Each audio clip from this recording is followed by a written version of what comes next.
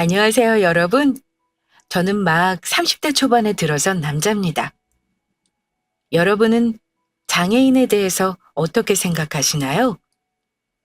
도와줘야 하는 가여운 사람, 아니면 성가시고 귀찮은 존재, 나보다 못한 존재, 혹은 그냥 나와 다른 바 없는 사람.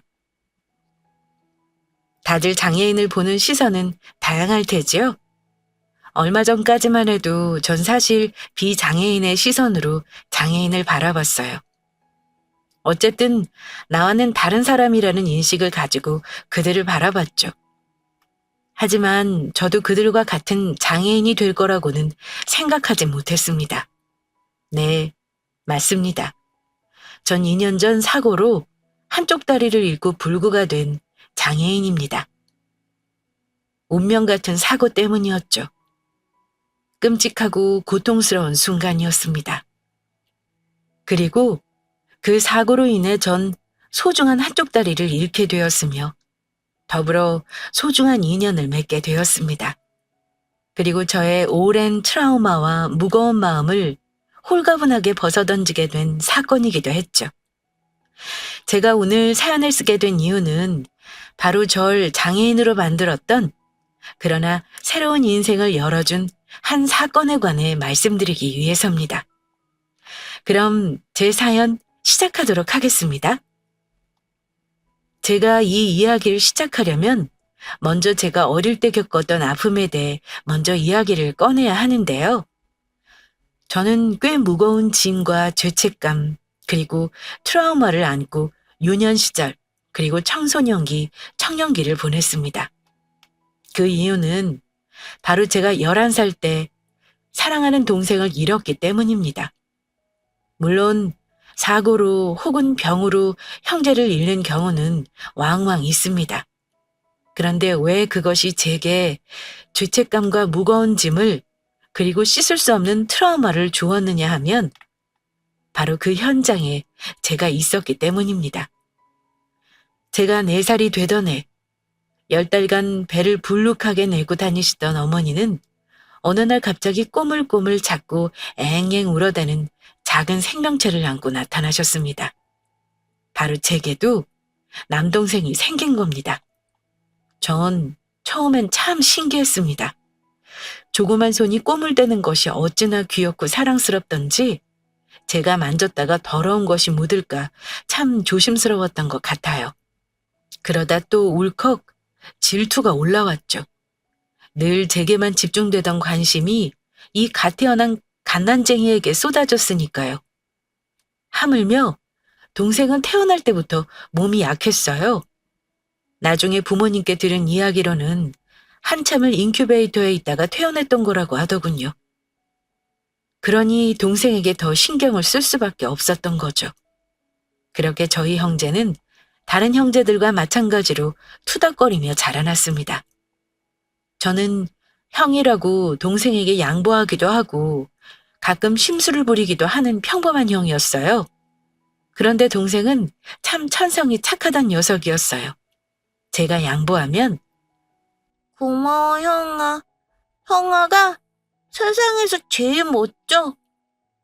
라고 할 줄 아는 어른스러운 아이였고, 제가 심술을 부리면 형아, 내가 미안해.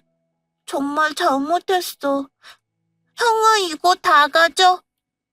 라며 제 것까지 못된 형에게 내어주는 천사 같은 동생이었습니다. 그런 동생을 전 참 많이도 아꼈습니다. 몸이 약한 동생이 밖에서 맞고 오기라도 하는 날엔 당장 뛰어가 그놈들에게 복수해 주었죠. 그럴 때마다 동생은 절 무슨 슈퍼맨 대하듯 영웅처럼 대했어요. 형은 진짜 너무 멋있어. 늘 날 지켜주는 형이 세상에서 제일 좋아. 그럼 전 또 잔뜩 기가 살아서 가슴을 쭉 내밀고 센 척을 그리도 했더랬습니다. 그래? 형이 그렇게 멋있어? 내 눈엔 형이 최고 멋있어. 전 절 최고로 만들어주는 동생이 참 좋았던 것 같아요. 전 그런 동생에게 약속했죠. 형이 무슨 수를 써서라도 널 지켜줄 거야. 알겠지? 걱정하지 말고 형만 믿어. 그럼 동생은 또래보다 작은 머리통을 주걱거리며 대답했죠. 알겠어. 그렇게 저희 형제는 평범하게, 하지만 조금은 특별한 관계로 함께 커갔어요. 그리고 동생이 8살이 되던 해, 그러니까 초등학교에 입학했던 해였습니다. 저와 제 동생은 여름방학을 맞아 시골 외할머니 댁에 보내졌어요. 저와 제 동생은 신이 났습니다. 물론 서울에서 먹을 수 있는 햄버거나 피자, 치킨은 없었지만 대신 저희에겐 언제고 팡팡 뛰어놀 수 있는 놀이터가 생겼습니다. 개구쟁이였던 전 고삐 풀린 망아지처럼 산과 들을 뛰어다녔습니다. 높은 곳에서 뛰어내리고 산을 오르고 나무 위에 기어올라가 매미도 잡았죠. 건강하던 저와 달리 몸이 약했던 동생은 늘 저를 쫄래쫄래 쫓아와 그 모습을 지켜봤어요. 전 그런 동생에게 늘 야, 성현아, 위로 올라와봐. 여기 엄청 시원해. 라고 했고, 동생은 겁에 질려 고개를 흔들었어요. 그런 동생을 전 항상 겁쟁이라고 놀렸죠. 그러던 어느 날이었어요. 그날도 아침을 먹자마자 밖으로 나왔어요. 아침에 시골 날씨임에도 불구하고 무척 더웠던 날로 기억해요. 온종일 산을 타고 들을 뛰어다니다 보니 온몸이 땀으로 흠뻑 젖어 있었죠. 와, 진짜 덥다. 성현이 너도 덥지? 제가 혓바닥까지 길게 내밀며 동생에게 묻자 동생이 새빨개진 볼을 말아 올리며 웃더군요. 형, 나도 엄청 더워. 더위를 식히고 싶고 물놀이도 하고 싶었어요. 그러던 그때 제 뇌리에 스치는 할머니의 말씀이 있었죠. 뒷산 중간에 있는 계곡은 절대로 들어가면 안 돼. 거기 엄청 깊어. 이놈하고 물귀신이 나와서 발목 채간다. 알겠지? 신신당부하던 목소리를 떠올리자 청개구리 심보가 발동하더군요. 상현아, 형아가 시원하게 해줄게. 따라와. 그리고 전 곧장 동생의 손을 이끌고 뒷산으로 향했습니다. 굽이진 뒷산을 조금 올라가자 할머니가 말씀하신 계곡이 나오더군요. 물길이 세차긴 했지만 할머니 말씀처럼 깊어 보이진 않았어요. 쏴, 계곡물이 바위 틈을 부딪히며 나는 소리가 엄청 시원하더군요. 전 망설임 없이 계곡에 발을 담갔습니다. 우와, 진짜 시원하다! 감탄이 절로 나오는 시원한 계곡이었어요. 전 거침없이 첨벙첨벙 계곡 쪽으로 발을 옮겼습니다. 할머니의 말씀은 거짓말이었어요. 적어도 제가 느끼기엔 그랬죠. 기껏해야 제 종아리에 반 정도 오는 깊이를 확인한 후 전 멀찌감치 서 있는 동생을 향해 손짓했어요. 상현아! 얼른 들어와! 진짜 시원해! 그러자 동생이 잔뜩 겁먹은 음성으로 말하더군요. 할머니가 여기 들어가지 말라고 했잖아. 형, 얼른 나와. 물귀신 있다고 그랬단 말이야. 발을 동동 구르면서 걱정하는 모습이 어찌나 웃기던지 저는 배를 잡고 깔깔 웃으면서 겁에 질린 동생을 놀렸습니다. 이 겁쟁아! 너는 평생 그렇게 덥게 살아라. 여기 진짜 시원한데 그것도 모르고. 그런데 그날따라 동생이 버럭 화를 내더라고요. 나 겁쟁이 아니야! 원래 순하기만 하던 순둥이가 갑자기 그렇게 급발진으로 화를 내자 저의 마음속엔 더 골려주고 싶은 마음이 생겼어요. 네가 겁쟁이가 아니면 뭐야? 이렇게 얕은 물에도 못 들어오는 겁쟁이가. 세상에 귀신이 어딨어, 이 겁쟁이. 혀까지 내밀며 약을 올리자 안 그래도 더위에 빨갛던 동생의 얼굴이 새빨갛게 달아올랐습니다. 나 겁쟁이 아니야! 그러더니 동생이 답지 않게 첨벙첨벙 물속으로 뛰어들어오더라고요. 전 신났죠. 동생과 물장난을 할 생각에 완전 들떠서 동생에게 물을 뿌리며 장난을 쳤어요. 정말 별일 없었습니다. 한 30분가량은 그렇게 신나게 놀았으니까요. 저희 형제는 깔깔깔 웃으며 시원한 물에 더위를 식혔죠. 그리고 그 후로도 전 정말 별일 없을 거라고 생각했었습니다. 그런데 방심한 탓이었을까요? 평소에 겁이 많고 조심성이 많던 동생이 조금 더 깊은 곳으로 뛰어가기 시작했어요. 그리고 제가 잠시 한눈을 파는 사이 동생이 눈앞에서 사라졌죠. 저는 놀라 동생을 찾았습니다. 동생은 보이지 않았어요. 상현아! 장난치지 말고 나와! 아무리 불러도 대답이 없었죠. 그리고 전 몇 분 후 절 부르는 동생의 음성에 황급히 고개를 돌렸습니다. 형!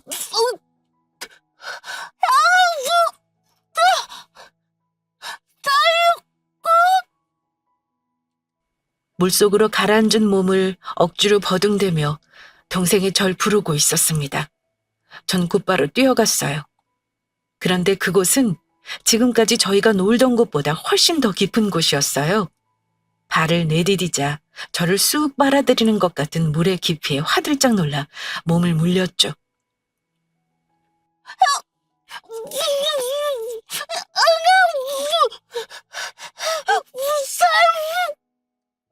뛰어들려고 했지만 순간 깊은 물이 절 쑥 빨아당기자 덜컥 겁이 났어요. 전 본능적으로 발을 빼고 말았습니다. 성현아!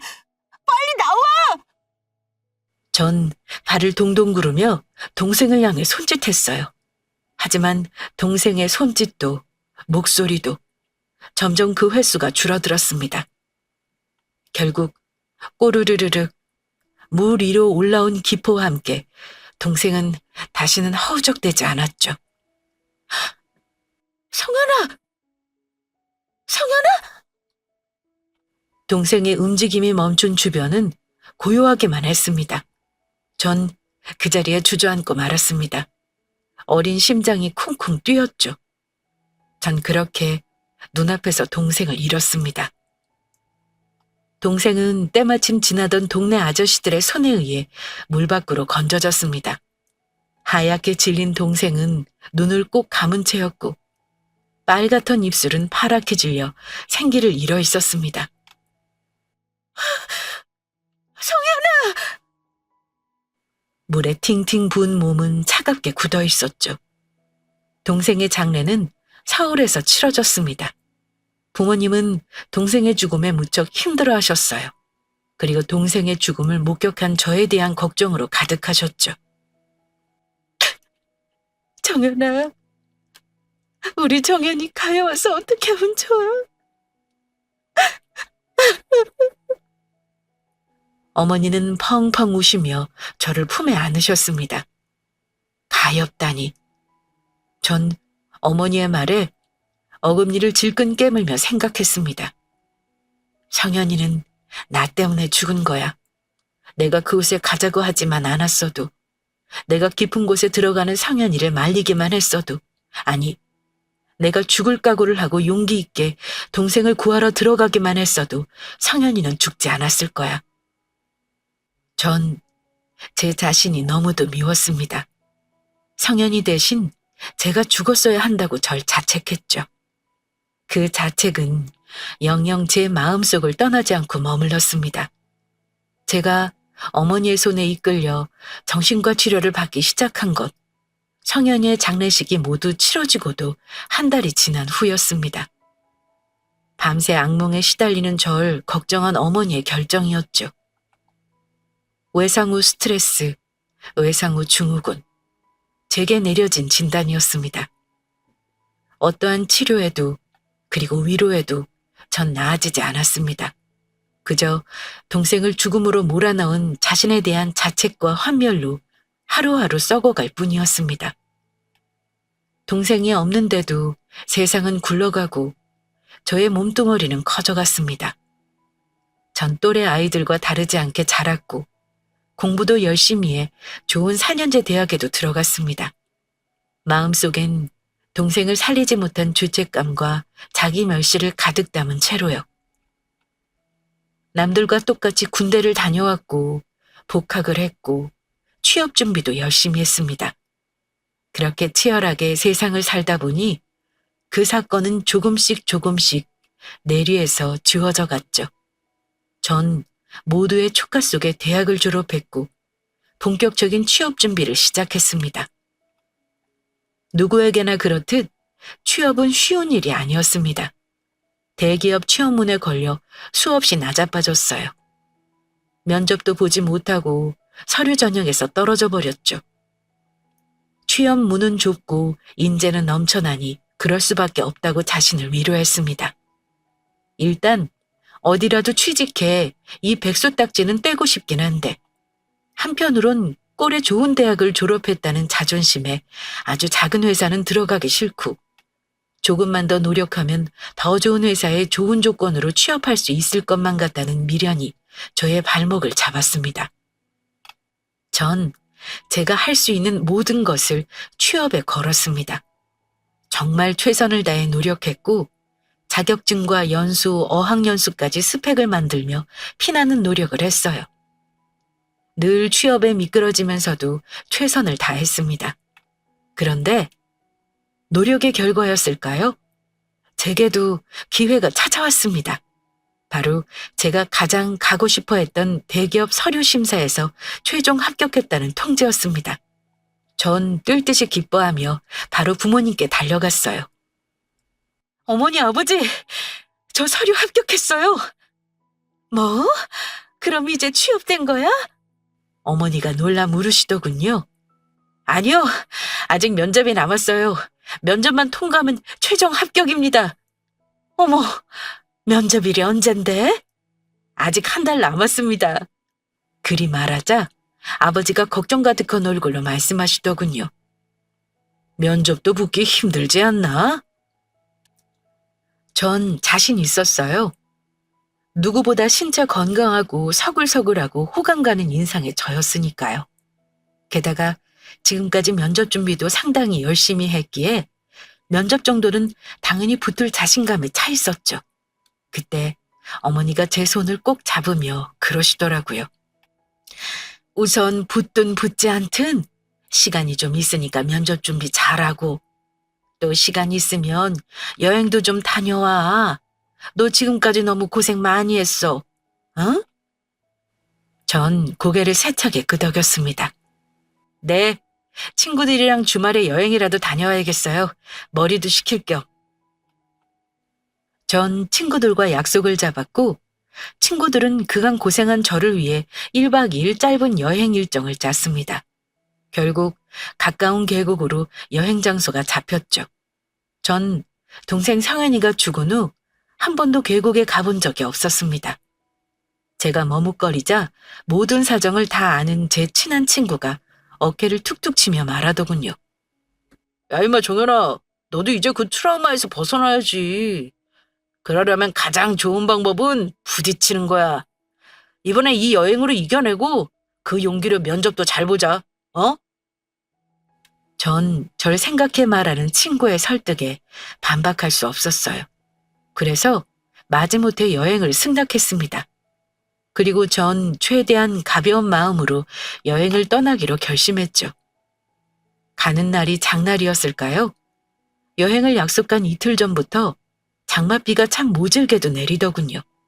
친구들 모두 간만에 여행이 비로 어그러질까봐 걱정을 많이 했지만 다행히 여행 당일날은 화창하게 개어 있었습니다.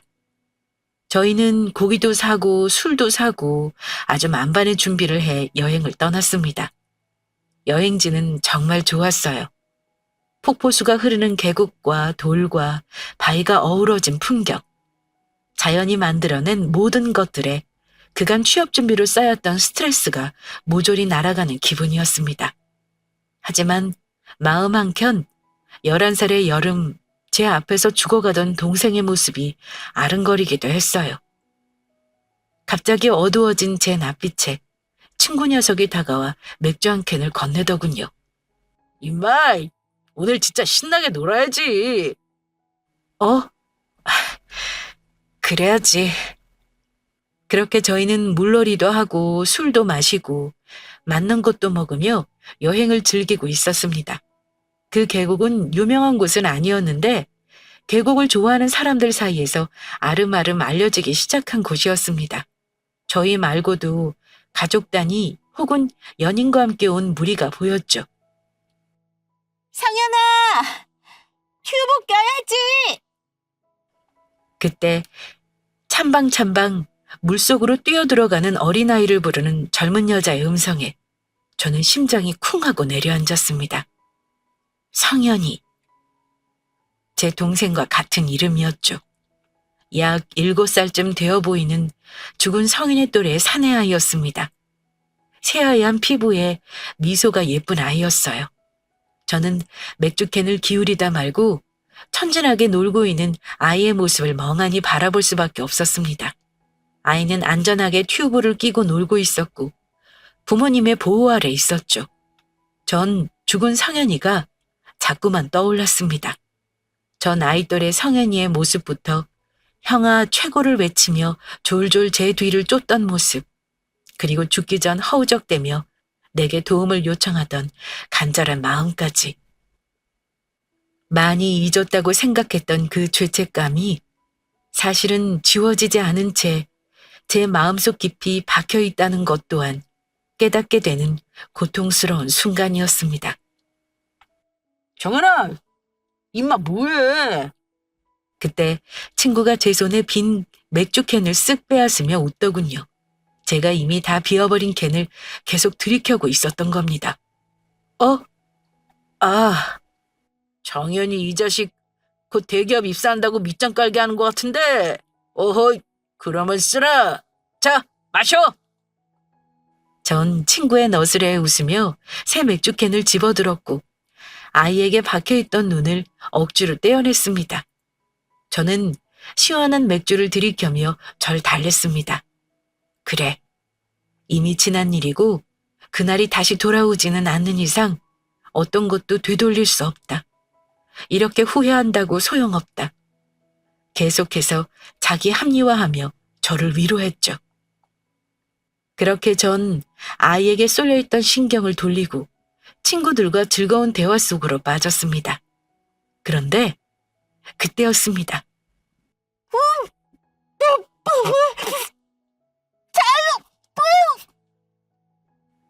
갑자기 들려오는 소리에 획 고개를 돌렸죠. 그 소리가 들려오는 곳은 저희가 있던 곳과는 조금 떨어진 물이 깊으니 절대 들어가지 말라는 위험 팻말이 붙어있던 곳이었어요. 저와 제 친구들은 놀라서 그곳으로 달려갔습니다. 그런데 그곳엔 아까 성현이라는 아이가 끼고 있던 파란색 튜브가 떠다니고 있었습니다. 그리고 아이의 작은 머리통이 수면 위로 올라왔다가 들어가길 반복하고 있었죠. 전 그 자리에 굳어버리고 말았습니다. 동생이 죽던 날의 악몽이 고스란히 눈앞에서 재생되는 기분이었습니다. 야! 애 빠졌나 본데? 어떡해! 친구의 다급한 음성이 웅웅거리며 들렸고 이어 부모는 대체 어딜 간 거야? 얘야! 어머, 어떡해! 주변 사람들의 웅성거림이 들려왔죠. 저는 마른 침을 꿀꺽 삼켰습니다. 그리고 당장 티셔츠와 신발을 벗어 던졌습니다. 야, 정연아, 너 뭐해? 제가 당장이라도 뛰어들 것 같은 포즈를 취하자 제 제일 친한 친구가 제 팔을 잡더군요. 그때 전 결심같이 강한 어조로 말했습니다. 내가 저 애 구해야 해. 성현이 구하지 못한 빚, 오늘 내가 갚을 거야. 맞아요. 전 그 아이를 구해야 했습니다. 또다시 누군가를 제 눈앞에서 보냈다는 죄책감과 우울감으로 평생을 살아갈 순 없었습니다. 정연아, 이성적으로 생각해. 저 애는 네 동생이 아니야. 제 친구가 절 강하게 말리더군요. 맞아, 아니야. 그런데 이젠 난 성인이고 저 아이를 구할 만큼 컸어. 이번엔 구해야 해. 반드시. 전 단호하게 말하고 그대로 물속으로 뛰어들었습니다. 수심은 무척 깊었습니다. 발이 땅에 닿지 않았고 동생이 죽은 후 물 공포증이 생긴 저는 극강의 두려움에 휩싸였습니다. 하지만 우습죠? 아이를 구해야 한다는 강한 집념이 그 공포감을 모조리 삼켜버리더군요. 저는 오로지 아이를 향해서만 헤엄쳤습니다. 저의 머릿속엔 아이의 목숨을 구해야 한다는 맹목적인 생각뿐이었어요. 성현아, 내 손 잡아! 저는 여전히 물속에서 허우적대고 있는 아이를 향해 손을 뻗었습니다. 아이는 고맙게도 아직 정신이 붙어 있었고 절 향해 손을 뻗었어요. 처음엔 당황하고 무서워서인지 제 어깨를 누르고 제 팔을 강하게 잡아당기는 바람에 함께 물속으로 끌려 들어가길 몇 번이었죠. 이러다간 둘 다 물속에서 익사할지도 모른다는 생각이 들더군요. 전 아이와 눈을 맞추고 최대한 침착하게 말했습니다. 성현아, 괜찮아. 겁먹지 말고 그냥 형한테 몸을 맡겨. 형이 무슨 일이 있어도 너 구할 거니까. 아이는 그제야 안심했는지 더는 허우적거리지 않았고 조금 침착해지는 것 같았습니다. 저는 아이를 품에 꼭 안고 헤엄치기 시작했습니다. 전 아직도 잊지 못합니다. 작은 아이가 제 품 안에 안긴 그 서늘하지만 따뜻한 체온을요. 그 체온이 주는 벅찬과 뭉클한 감동을요. 이 작은 아이의 목숨을 살렸다는 안도감도요. 그렇게 저는 아이를 안고 천천히 물밖을 향해 헤엄치기 시작했습니다. 그렇게 열심히 죽을 힘을 다해 헤엄쳐 나오는데 저의 허벅지로 강한 통증이 느껴지더군요. 아무래도 계곡의 바위 옆에 커다란 쇠파이프가 끼어 있었던 모양이더군요. 그 쇠파이프가 급히 나가는 제 허벅지를 강하게 긁었고 저는 허벅지가 경련할 만큼 밀려오는 강한 통증을 참으며 무사히 물 밖으로 성현이를 꺼냈습니다.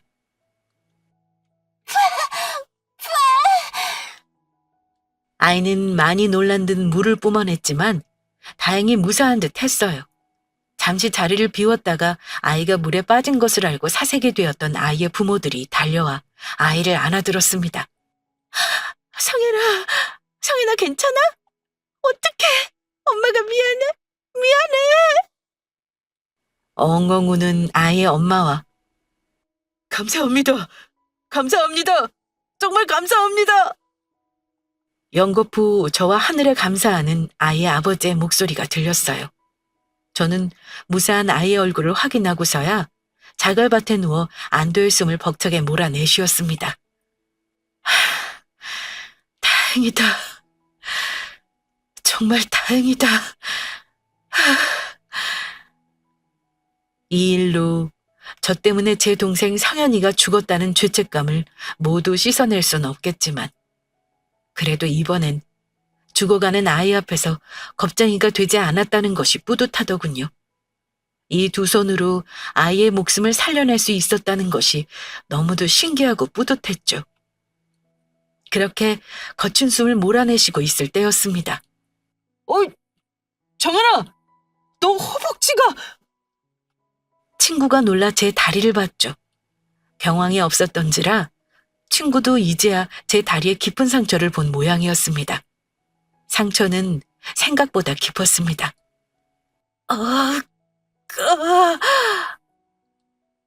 그제야 다리에서 통증이 느껴지더군요. 붉은 피를 철철 토해내는 다리의 통증에 온몸을 뒤틀었습니다. 그러자 상처난 다리가 뻣뻣해지는 것이 느껴졌어요. 그리고 곧 심한 한기와 열감이 느껴졌죠.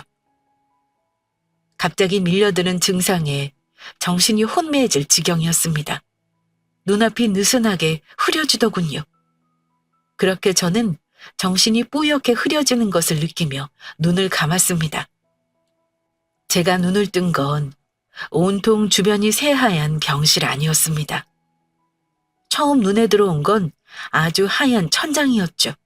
제 팔엔 링거 바늘이 꽂혀 있었습니다. 정연아! 그리고 곧 눈을 뜬 절 발견한 부모님이 달려오셨죠. 엄마, 아빠, 저는 목소리가 목구멍을 긁는 듯한 통증을 느끼며 어렵게 입을 열었습니다. 시야에 들어찬 부모님의 얼굴은 엉망이었습니다. 그야말로 만신창이었죠. 허망해 보이기도, 걱정스럽기도, 고통스럽게도 느껴지는 표정. 전 이 얼굴을 언젠가 본 적이 있었어요. 바로 동생 성현이가 세상을 떠나던 날이었죠. 세상 모든 것을 다 잃은 듯한 표정을 물끄러미 바라보던 제가 입을 열었어요. 물에 빠졌던 게 무슨 큰일이라고 이렇게 슬퍼하세요. 슬쩍 웃으며 뱉은 말 끝에 갑작스런 통증이 찾아들었습니다. 바로 다친 다리의 통증이었습니다. 미친 듯이 느껴지는 통증에 소리를 지르며 몸부림을 쳤어요. 처음 다쳤을 때의 고통이, 아니 그보다 더한 통증이 허리까지 치고 올라오더군요. 마치 다리가 잘려나가는 듯한 극악한 아픔이었습니다. 그런데 제가 다리가 이리도 아픈데 저희 부모님은 어떠한 조치도 취하지 않았습니다. 다만 아버지는 저의 발을 붙들고 어머니는 바닥에 쓰러져 엉엉 울기만 하셨습니다. 아이고, 내 아들이세. 아까워서 어떡해.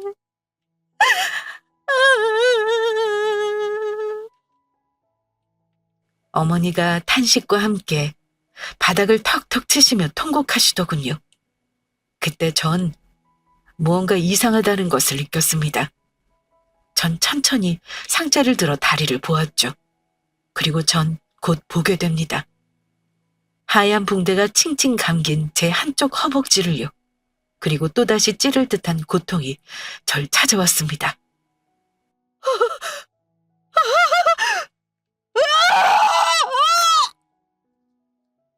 전 고통과 함께 갑자기 절 덮친 믿을 수 없는 현실에 포효했습니다. 예상하셨겠죠? 맞습니다. 전 한쪽 다리를 잃게 된 겁니다. 녹슨 쇠파이프로 인해 감염된 파상풍이었다고 해요. 다리를 절단하지 않으면 안 되는 상황이었다고, 아직 어리고 창창한 저의 다리를 잘라야만 한다는 결정을 내린 의사들도 무척 괴로워했다는 이야기를 부모님께 전해들었죠. 하늘이 원망스러웠습니다. 그리고 와르르 무너져 내리는 기분이었죠. 소중한 아이의 생명을 구한 대가가 겨우 다리 절단이라니. 곧 있을 대기업 면접은 고사하고 평생 장애를 가지고 인생을 살아가야 한다는 것이 너무도 절망스러웠습니다. 저는 깊은 시리에 빠져들었습니다. 마치 그때 동생을 구하지 못했던 겁쟁이인 저를 위해 하늘이 오랜 시간 준비한 벌처럼 느껴졌어요. 가장 행복하려는 이 순간에 제게 이런 큰 벌을 내리는 하늘이 원망스러웠습니다. 그렇게 허망하게 천장만 바라보던 전 차마 부모님 앞에서 눈물을 보일 수 없어 모로 돌아누웠습니다. 조금 마음이 가라앉자 제가 구한 아이가 불현듯 궁금해졌죠. 아이는 괜찮대요? 저의 물음에 아버지가 대답하더군요. 아이는 다행히 괜찮다는구나. 다행이네요. 그래도 성현이처럼 제가 죽이지 않았으니까. 정연아, 그게 무슨 소리야? 전 그때 저를 향한 자기 혐오에 빠져버렸습니다. 하늘에 대한 원망과 그 후 찾아온 자기 연민, 그리고 결국 동생을 구하지 못한 죄책감에 이름이 같은 다른 아이라도 살려 죄책감을 덜어보려던 모모했던 저를 향한 자기 혐오까지 이어져 버린 거죠. 그날 만약 내가 그 아이를 구하지 않았다면 난 지금쯤 멀쩡한 다리로 살고 있겠지. 후회도 그날의 선택에 대한 나를 향한 원망도 참 많이 했습니다. 그렇게 이틀이란 시간이 지났습니다. 당장 재활치료나 적응 훈련을 해야 했지만 전 그러지 못했어요. 절망감에 빠져 어떤 것도 할 수 없었습니다. 그리고 잊지도 않은 다리의 통증은 시시때때 저를 찾아와 괴롭혔습니다. 의사 선생님께 들으니 다리나 팔 등 신체 일부를 잃은 환자들에게 종종 나타나는 증상이라고 하더군요. 곧 좋아질 거라고, 마인드 컨트롤이 무엇보다 중요하다고요. 마인드 컨트롤. 담당인은 쉬운 듯 말씀하셨지만 그건 제겐 무척 어려운 일이었습니다. 앞날이 창창한 젊은 나이에 다리를 한쪽 잃은 허망함과 막막함이란 이루 말할 수 없었죠. 그런데 부모님이 잠시 자리를 비운 사이 무거운 절망이 내려앉은 제 병실에 손님이 찾아왔습니다. 무척 반갑게도, 하지만 달갑지 않은 손님이었죠. 똑똑. 노크에 고개를 돌렸고 이어 문이 삐걱 열렸습니다. 문틈 사이로 보인 작은 얼굴은 바로 제가 목숨을 구한 꼬마 아이 성현이었습니다. 한눈에 알아볼 수 있을 만큼 귀여운 얼굴이었죠. 아이는 멋들어진 정장을 입고 넥타이까지 한 모습으로 병실로 조심히 들어섰습니다. 그리고 그 뒤를 따라 백발이 상성한 노신사가 함께 들어오더군요.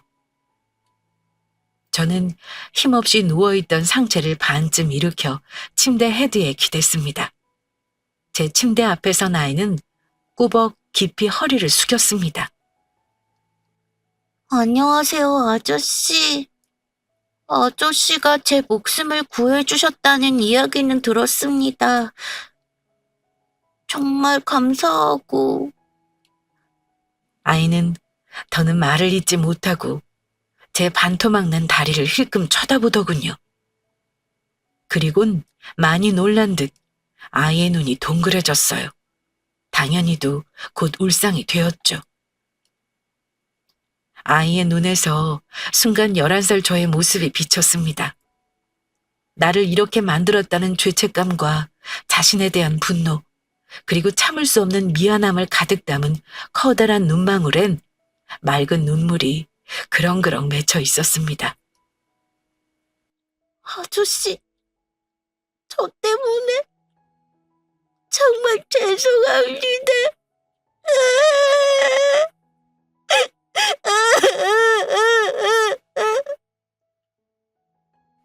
결국 아이는 눈물을 터뜨리며 뒤에선 노신사의 품에 안겼죠. 전 아이의 그런 모습을 보자 지금까지의 복잡했던 마음이 정리되는 것을 느꼈습니다. 전 생각했습니다. 다행이다. 저 아이의 고귀하고 소중한 생명을 내 한쪽 다리와 맞바꿀 수 있었다는 것이 천만 다행이다. 그리고 저 아이가 나처럼 긴 세월 죄책감에 시달리며 살지 않았으면 좋겠다. 이름이 성현이라고 했지? 아저씨한테 와볼래? 전 부드러운 목소리로 말하며 기꺼이 아이를 향해 두 팔을 벌렸습니다. 그러자 노신사의 품에 안겨있던 아이가 힐끔 저를 바라보더니 머뭇거리더군요.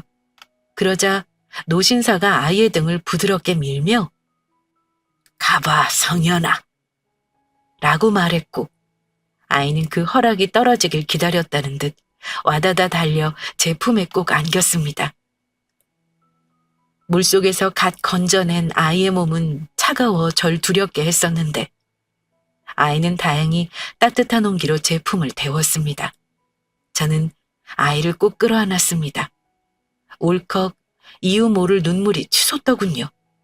전 울먹이며 아이의 머리통을 조심히 쓸어넘기며 말했습니다. 성현아, 살아있어줘서 너무 고맙다. 아저씨, 죄송해요.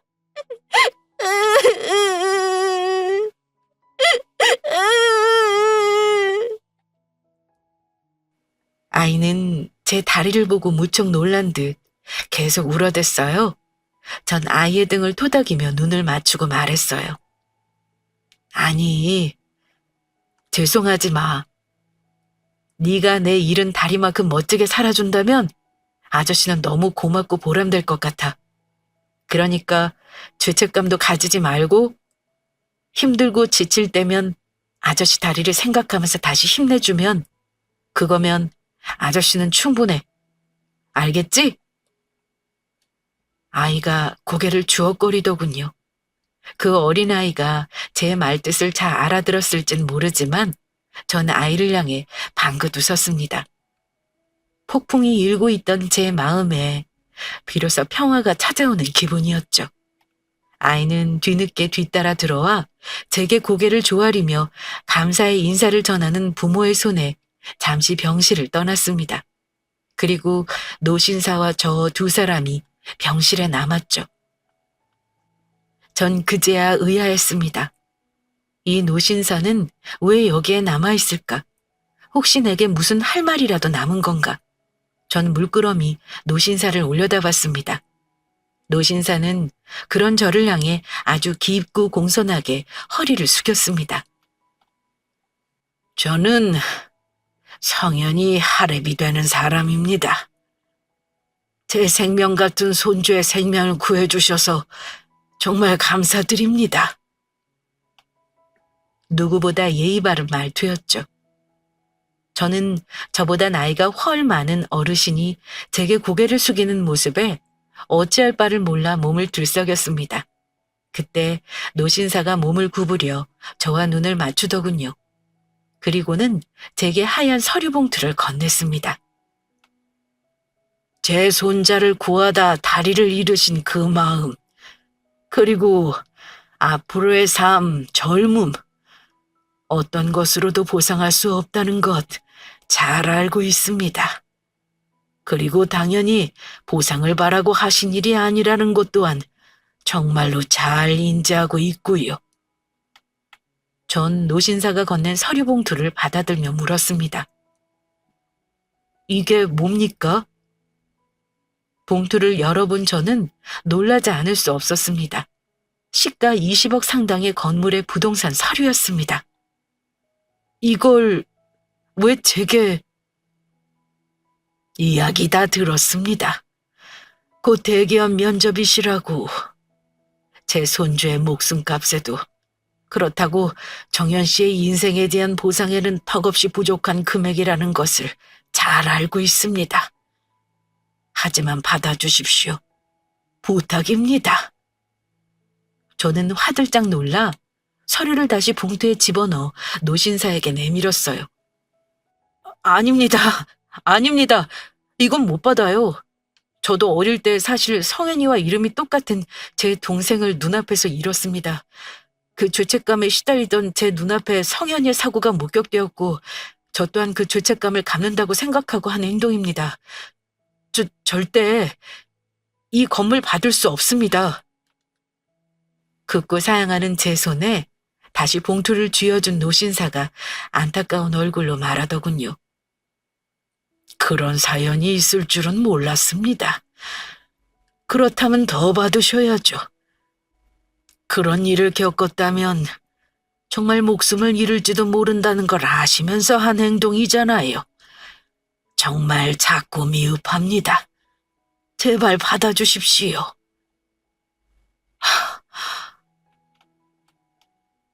저는 간곡한 노신사의 거듭된 부탁에 어쩔 수 없이 건물 명의를 이전받았습니다. 그렇게 뜻밖의 선물을 받고 나니 막막하던 인생도 길이 보이기 시작하는 기분이었습니다. 그리고 전 힘을 냈습니다. 졸지의 건물주의자 장애인이 된 저는 의족에 적응하는 기간을 보냈죠. 그리고 그 순간순간 성현이와 노신사 그리고 성현이의 부모님은 함께 해주셨어요. 마치 가족처럼 제 곁을 지키며 절 응원했습니다. 삼촌! 삼촌은 정말 멋져. 내 인생의 영웅이야. 난 삼촌처럼 멋진 사람이 될 거야. 엄지를 치켜 세우며 밝게 웃는 성현이의 모습이 절 더 힘나게 했죠. 그리고 전 빠르게 의족에 적응해 나갔습니다. 그렇게 저는 재활에 성공해 현재는 목발 없이도 의족으로 보행이 가능한 상황이 되었죠. 그리고 제 곁엔 아직도 성현이가 있습니다. 마치 죽은 제 동생이 보내온 선물처럼 못난 영을 용서한 것처럼 밝고 건강한 성현이는 절 마치 친삼촌처럼 따르고요. 아, 그리고 저 얼마 전엔 취업에 성공했습니다. 처음 면접을 보려던 대기업만큼 큰 회사는 아니지만 아주 내실이 튼튼한 중견기업에 장애인 특별 전용으로 멋지게 취업 성공을 이루어냈죠. 처음 다리를 잃었을 땐 모든 것이 끝난 줄 알았는데 사실은 새로운 시작이었던 모양입니다. 제 인생은 그때 이후로 확연히 달라졌고 세상을 바라보는 눈 또한 바뀌었습니다. 그리고 홀가분하게 동생에 대한 죄책감을 털어낸 저는 현재 무척 만족스럽고 행복한 생활을 이어가고 있습니다. 내일은 소개팅을 해요. 성현이 할아버지께서 주선해 주신 만남인데 여성분이 참 예쁘고 참하다고 적극 추천해 주셨습니다. 물론 제가 장애인이라는 사실을 알고 있고요. 주눅 들지 않으려고요. 무엇보다 제게 생긴 장애는 성현이라는 아이를 구하고 얻은 영광의 상처이니까 제가 이 다리를 부끄러워하는 순간 성현이 또한 죄책감으로 살아야 하기에 전 오늘도 힘을 내 밝고 건강한 모습으로 살아가려 합니다.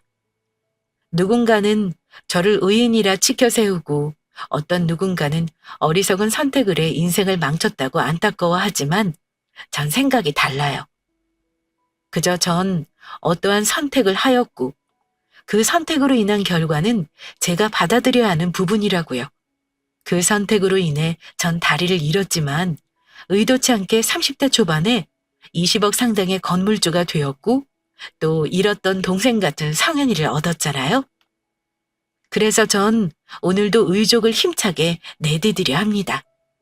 누군가의 생명을 구하고 얻은 영광의 상처를 부끄러워하지 않기 위해서. 제 사연 들어주셔서 감사합니다.